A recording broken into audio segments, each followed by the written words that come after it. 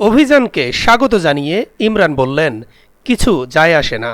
প্রিয় দর্শক, অনুরোধ রইল ভিডিওটিতে একটি লাইক দিয়ে আমাদের ইউটিউব চ্যানেলটি সাবস্ক্রাইব করে দিবেন এবং ভিডিওটি সম্পর্কে আপনার মূল্যবান মতামত কমেন্টস করে জানাবেন।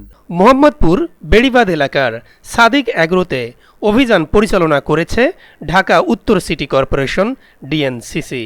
খাল ও সড়কের জায়গা দখল করে রাখায় এই অভিযানকে স্বাগত জানিয়েছেন সাদিক অ্যাগ্রোর মালিক মোহাম্মদ ইমরান হোসাইন। ২৭ জুন বৃহস্পতিবার দুপুর ১২:৩০টার দিকে ঢাকার মোহাম্মদপুরের বেড়িবাঁধ এলাকার সাদিক অ্যাগ্রোতে এই অভিযান শুরু হয়। উচ্ছেদ অভিযান শুরু হওয়ার পর এক প্রতিক্রিয়ায় মোহাম্মদ ইমরান হোসাইন বলেন, এই জমির মালিক আমি নই, আমি এই জায়গার একজন ভাড়াটিয়া, তাই উচ্ছেদ অভিযানে আমার কিছুই যায় আসে না, আমি অন্য জায়গায় চলে যাব। তিনি বলেন, এই জায়গার মালিক দ্বিতীয় তলায় থাকেন, আমি নিচতলা ভাড়া নিয়েছি। খাল ভরাট সহ যা কিছু বলা হচ্ছে সবই মালিকের করা, আমার কিছুই না। দ্বিতীয় তলায় যেহেতু তিনি থাকেন এবং সিটি কর্পোরেশন যদি মনে করেন যে এটা ভেঙে দিবেন, তাও ভেঙে দিতে পারেন।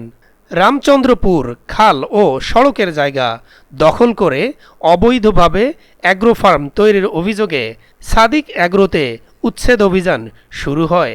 ডিএনসিসি অঞ্চল ৫-এর নির্বাহী ম্যাজিস্ট্রেট মুতাকাব্বির আহমেদ এই উচ্ছেদ অভিযান পরিচালনা করেছেন। সেখানে সাদেক অ্যাগ্রোর একটি শেডে গরু নেই, তবে সেই ১৫ লাখ টাকার ছাগল সহ অন্য ছাগল এখনও রয়েছে সেখানে।